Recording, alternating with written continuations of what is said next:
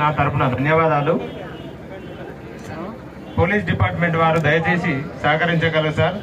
మీరు కూడా రైతు కుటుంబం నుంచే వచ్చారు. మీ నాన్నను మీ తాతను ప్రతి ఒక్కరూ వ్యవసాయం చేస్తే మీరు ఈరోజు ఉద్యోగంలో ఉన్నారు సార్. దయచేసి మీరు కూడా అది గమనించుకొని మాకు సహకరించాలి సార్.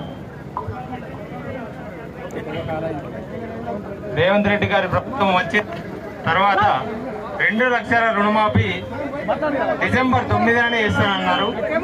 కానీ ఇప్పటి వరకు కనీసం 50% కూడా 2 లక్షల రుణమాఫీ పూర్తి కాలేదు. అందుకే ఈ రోజున జగిత్యాల జిల్లా తరఫున రైతులందరూ కలిసి ఈరోజు రోడ్డెక్కాం.